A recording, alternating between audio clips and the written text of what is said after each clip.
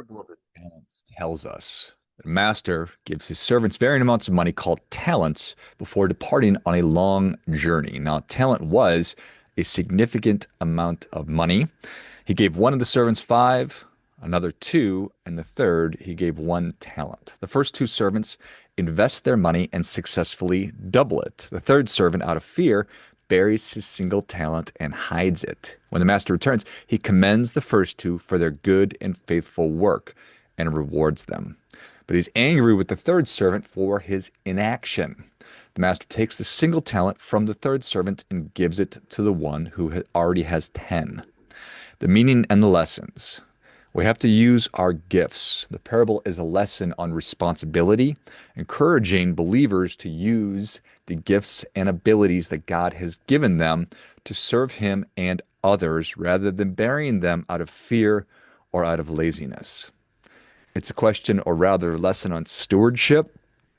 It teaches us that all we have comes from God and we're accountable for how we use those resources. Talks about faithful service. The master rewards the servants who are productive with what they were given, which is illustrating that those who are faithful with a little will be given more responsibility. Fear and faith. The third servant's failure was rooted in fear, highlighting that a fear-based approach leads to no growth and no contribution. Nothing happens. The story talks about spiritual growth, implying that spiritual growth is achieved through active engagement and use of what God has provided, such as His Word, baptism, and prayer. So, what does any of that have to do with the current state of affairs in the world? How does it apply to you and your life, if it even does?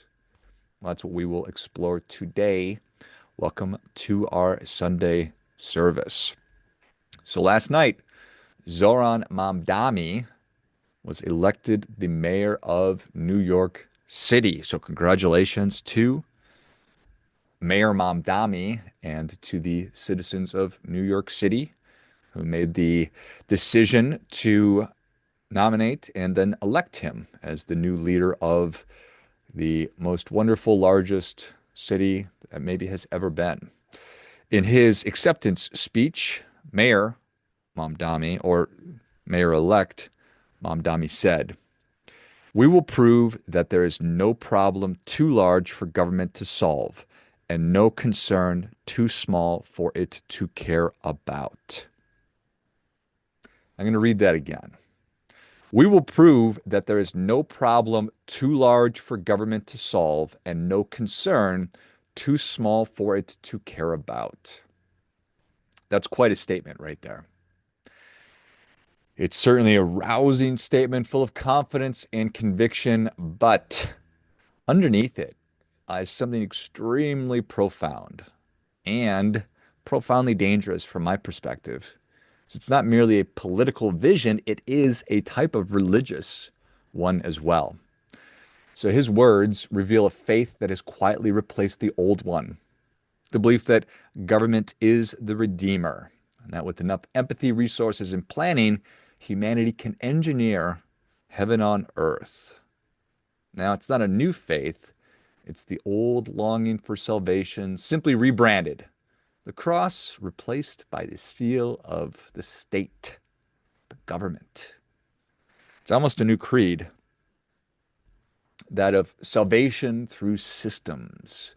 So when the mayor says, Mayor-elect Mamdani says, no problem is too large for government to solve, it's not just a kind of a managerial claim, it's a bit of a theological claim. He's asserting that the state is omnipotent, and that compassion can be institutionalized, and that moral virtue can be outsourced.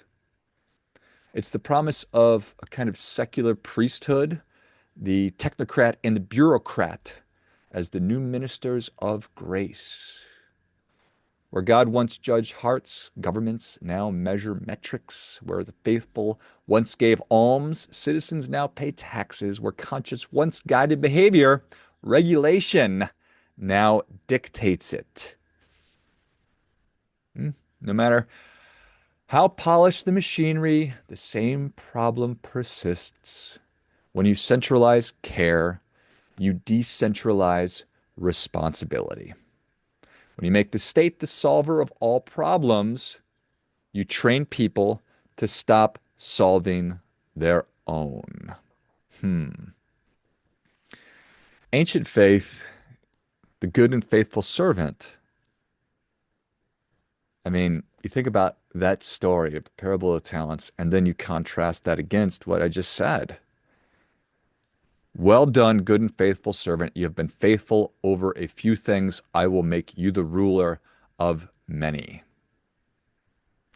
So here, salvation isn't found in control or scale, but in stewardship.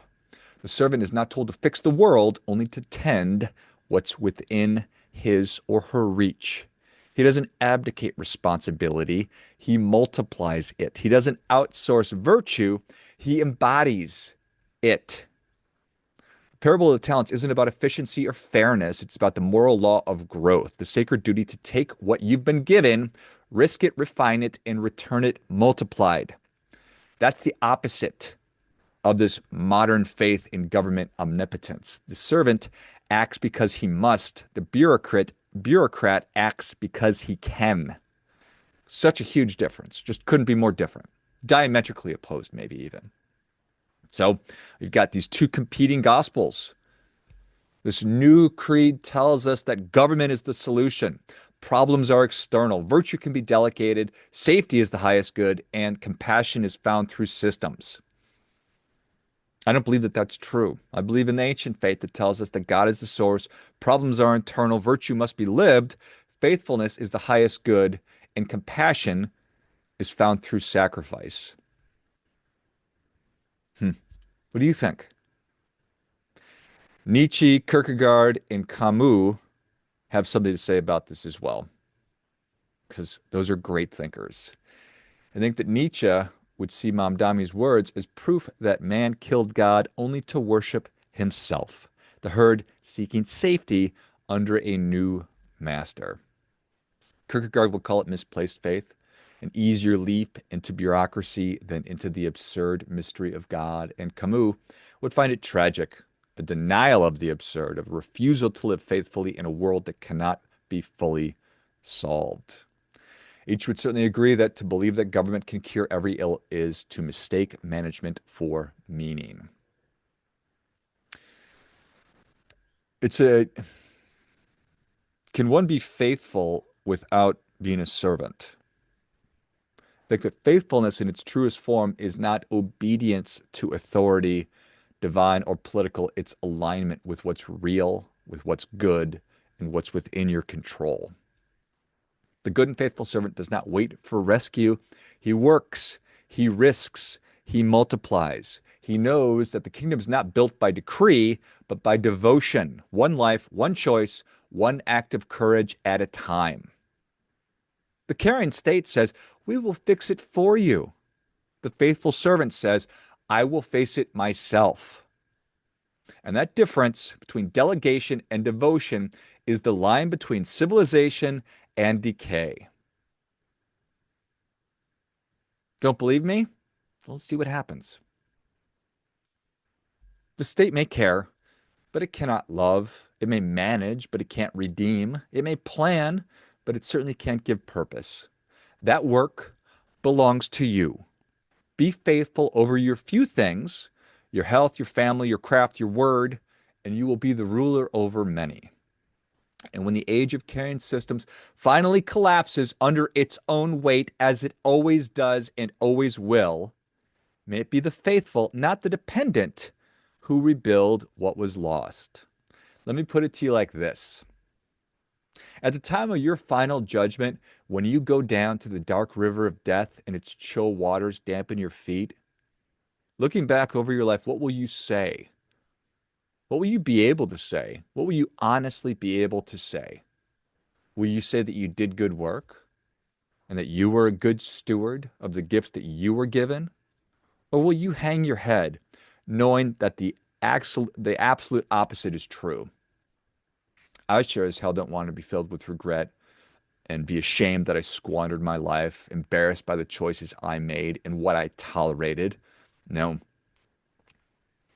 I will live my life in a way that I can say I did good work. I was a good and faithful servant. I worked to maximize my potential and I had a positive impact on the world. And God will say to me, well done, good and faithful servant. Do your part by doing your best.